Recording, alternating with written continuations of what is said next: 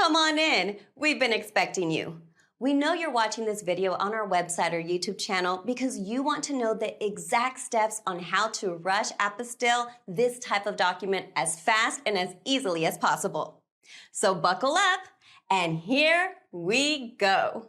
Hi, if you're watching this video right now, it's probably because you're needing to understand where and how you can rush Apostille a Texas adoption document, which is considered a non-recordable document by the Texas Secretary of State.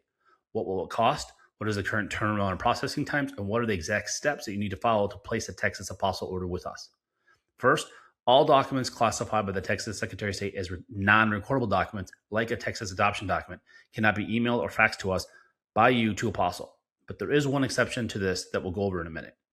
You must either mail us or drop off to us the original wet ink signed Texas adoption document. It cannot be a photocopy at our main Austin, Texas office. Second, all non-recordable documents must be properly wet ink notarized by a Texas notary public.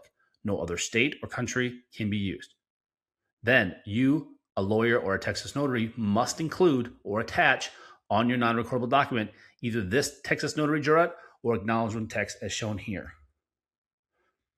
So you need to have this exact Texas verbiage on any adoption document that you want to apostille for any country in the world. So you can choose, okay? It says or, okay? Or you pick one or the other. You can pick the notary jurat, that's right here. And you can click right here and download it, and you can attach that, or your notary can attach that to your adoption document.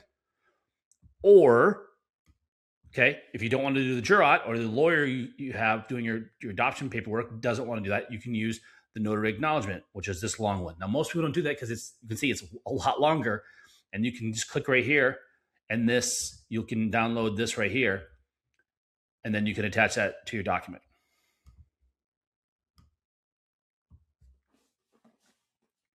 You can also use a Texas e-notary, which is also called an online notary, a virtual notary, or a remote notary to notarize your document via Zoom if you do not currently reside in Texas or the US. In this scenario, you can use our Contact Us page. Just click right here. You can click here or just click on here to do that. To upload and send us your electronically signed and notarized document, so you never have to mail or drop off anything to us. So if you're going to get your adoption document e-notarized, so you're not physically in front of the notary, a Texas notary, you still have to follow the exact same things of this video. They have to put this right here, verbiage, the Texas notary jurat, or the Texas notary acknowledgement on your adoption document. And then the notary will sign electronically, and then you'll sign the document, or whoever the signer of the adoption document is, they'll sign electronically on that document. So just so you know, everything, you have to follow the exact same steps on this page for any adoption document. And in this video, you're just getting electronically notarized instead of physically wet ink signed notarized.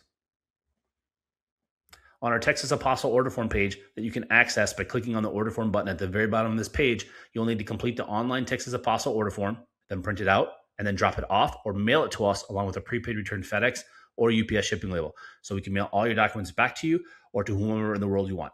Again, if you're going to use electronic notary, an e-notary, virtual notary, whatever you want to call it, then you don't have to mail us anything and you don't have to drop off anything. So then you'll just go to our contact page right here, click on that button, or you can click here, and then you'll see you can upload the three things we need, which would be your electronically notarized document by Texas, I should say electronically notarized by a Texas notary, a prepaid return shipping label so we can ship your documents back to you, and then 3, you just save as a PDF our order form, which you fill out online, and just save it as a PDF, and then you can upload, and it'll send that to us, so you don't have to drive anywhere, you don't got to mail anything. It's the easiest, fastest way if you can use an electronic e-notary. You just have to have a valid U.S. driver's license or passport or permanent resident card to be able to do that. Next, step number 2, which is the shipping instructions. This is step 2. I'm going to go over how you're going to get documents to, and we're going to get documents back to you. So the shipping to and from, and how you have to create the shipping labels and what you have to do. So depending if you're getting a state, federal, or embassy level documents apostilled, or all 3. If you're going for example, a non-Hague country, you have to go through that's called the document legalization or attestation process. And if it's a state level document, like say a birth certificate for, let's say, Vietnam or Thailand, you'd have to get it done at the state level of Texas, then the U.S. Department of State, and then the embassy of that country. And that's the third step. So I'm going to go over all that on how you have to do the shipping. So to get your documents to us, there's going to be typically only two ways. One, which is the easiest way and what we recommend to 99% of people, and that's you're going to overnight or mail your documents to our Austin address, which is on our order form page and on our shipping instructions. Or if you live in the Austin area, you can drop off your documents to us. Again, it does not speed up the process, which we go over in step 3. It does not speed up the process at all, mailing it or dropping off. It's not a walk-in service. You can't walk into our office and come out with it and getting an apostle. Apostles are only done at the Texas Secretary of State, U.S. Department of State, Washington, D.C., or a consulate or embassy of that foreign country, and we do all the legalizations in our D.C. office at all the foreign embassies in D.C., which is where 99% of all the foreign embassies are located at. So I'm going to go through what you have to do. So if you're going to mail your documents to us, please do not use the post office. Do not use the United States Post Office. They lose documents constantly. They lose billions of dollars for a reason every year. They are incompetent. They're unreliable. Do not use them. Do not mail your documents to us or have us mail them back to you, because it's usually the tracking is horrible. We recommend only to use FedEx, but if you want FedEx or UPS, or if you're in Europe or in South America or Central America, I know it's big down there in those countries, is DHL. But again, the most reliable and who we recommend, and we ship with them every single day, and we ship up tens of thousands of documents, and we have clients on 6 continents, haven't got Antarctica yet, it's FedEx. They are by far the most reliable. If you want your documents not to be damaged or lost, they are the most reliable, and they are the cheapest if you're using documents in the US by far.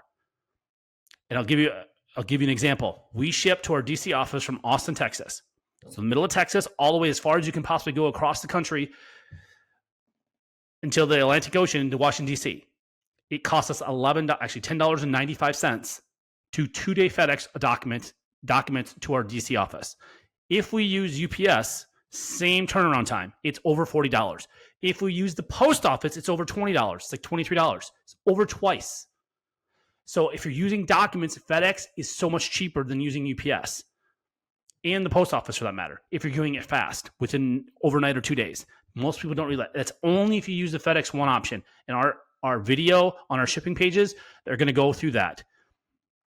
I'm going to explain that. So here's the links you're going to click on. So this will do a long video, another 15, 20-minute video. It will walk you through something that FedEx or UPS doesn't even do on their website.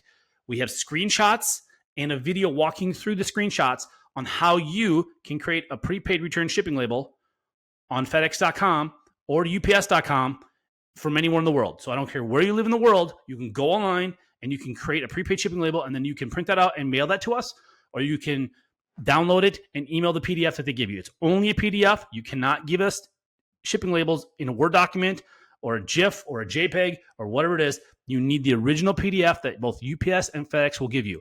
When you create it and you click on these links right here, and they'll show you a video and walk you through screenshots on how you have to do that anywhere you want.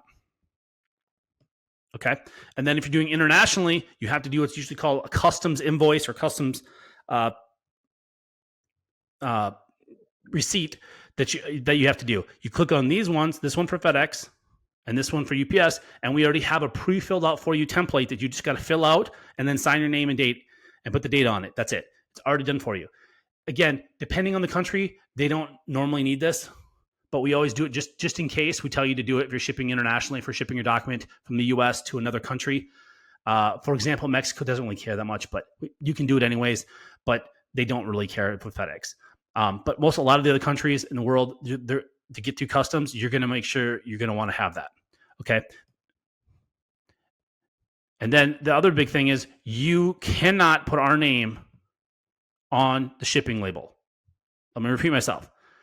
You cannot put our name, phone number, or address anywhere on your shipping when we're shipping it back to you. That's the shipping to you. So we've apostled your document, and now you want it to return to you or to a law firm or to another country or a friend or family or coworker or a company or government entity, wherever you want us to send it, you're creating a prepaid shipping label. Okay, you are the importer and you are the shipper. So you cannot have our name on it, because if it goes through customs, we'll get billed for it, and we do get billed for it, hundreds of dollars, That's not ours. So we will not ship your documents back to you if you put our name on it.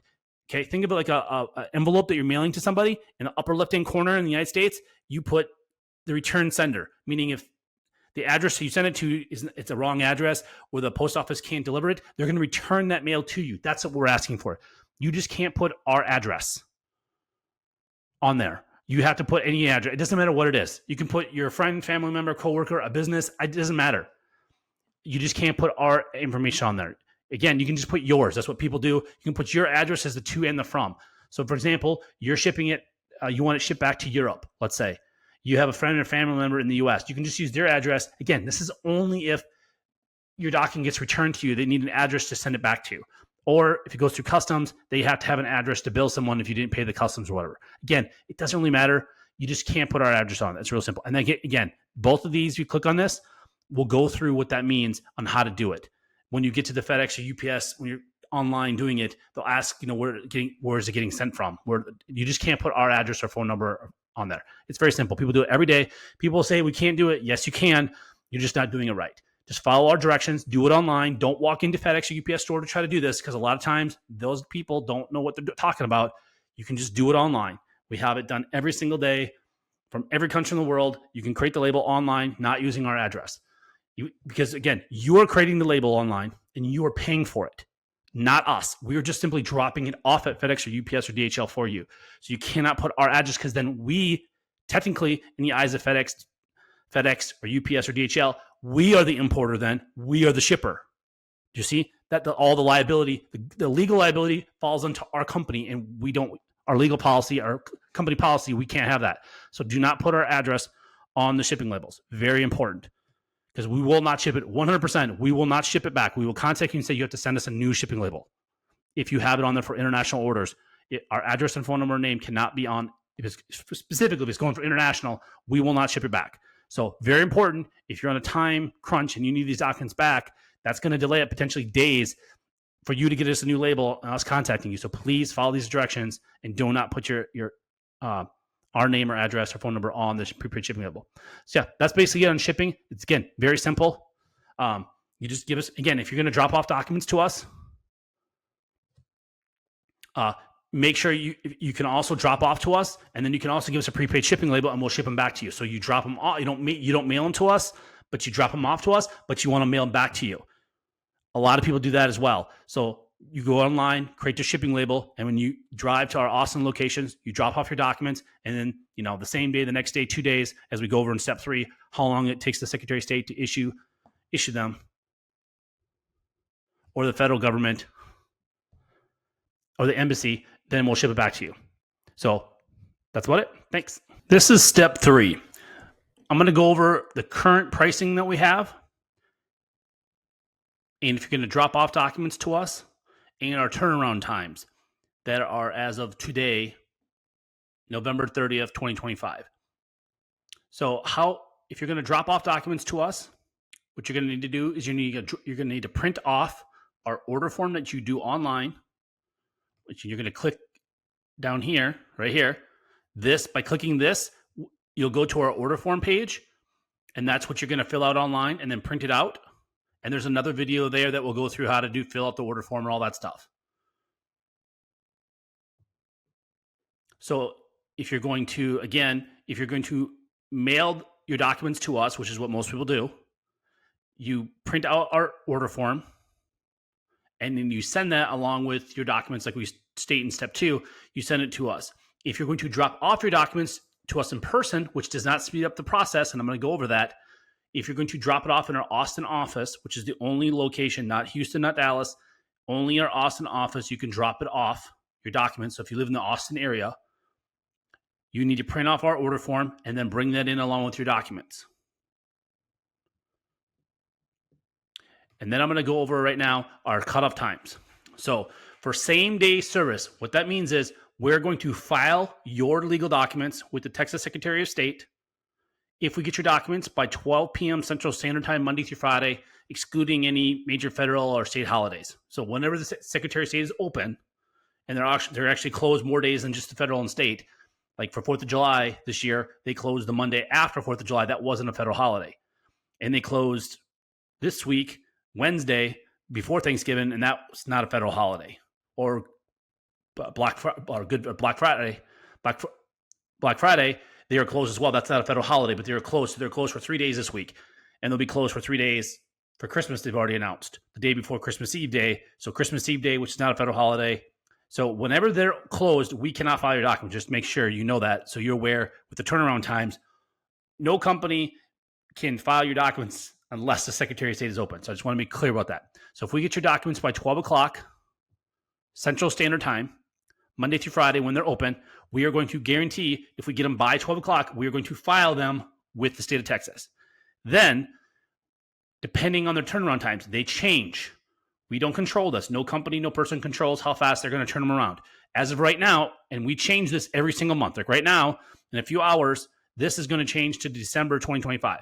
So if you're watching this video in the future, in 2026 or 2027, forget what you're seeing on this video. Whatever it says right on this page right here, this is what the current turnaround time is going to be for the Secretary of State. And I'm going to go through this on our examples. So as right now, November 2025, it takes between 0 and 2 business days for the Secretary of State to issue apostils on documents. And I'm going to explain what 0 days means. Okay, so we give some scenarios here. So if we receive your paperwork by mail or drop off by noon Central Time, we're going to file your documents. Then it's possible, not probable, the Secretary of State is going to issue your apostille the same day. So same day means 0, meaning we're going to get your document by or before noon of that day. We're going to file it that day, and they may issue it that same day, and we're going to mail back to you the exact same day. That is 0 days. Or it could take them up to 2 business days after we file it to them have them issued to you. Okay, so I'm going to explain our examples here. So scenario 1, we receive your documents before or by our noon Central Standard Time cutoff time on a Monday, and then we file it that same day. The Secretary of State will either issue an apostille on your documents the same day, which is 0 days. The next business day, they might do it, which is 1 day, or 2 business days. So the worst case scenario, you're going to get it and mail back to you is on Wednesday. So that is the best case scenario if we get your document by 12 o'clock. Okay. Example number 2 is if we get your document after noon Central Time. So if you mail it to us and we get it at 2, 3 o'clock in the afternoon from UPS or FedEx or DHL, or you drop it off at our office at 2, 3, 4, 4:55, we have people right before 5 o'clock drop it off on that same Monday, we're going to file it then we can only file it the next day. We're going to file it the next business day. And then they could issue it that same day. That's 0 days.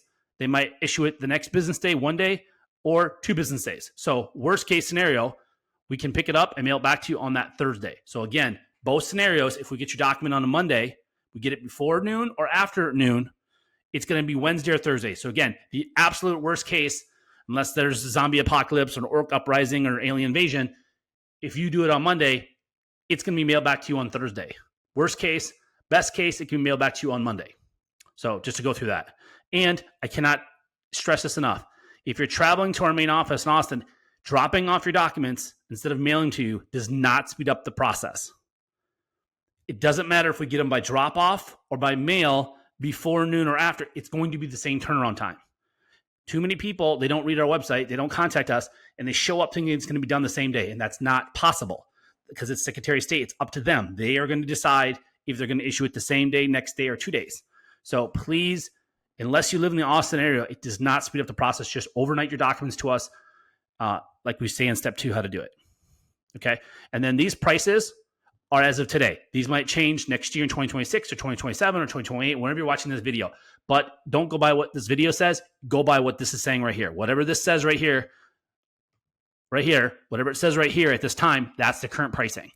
So for the first document, so if you need 1 document to apostille at the Secretary of State, it's $95. And that includes all filing fees.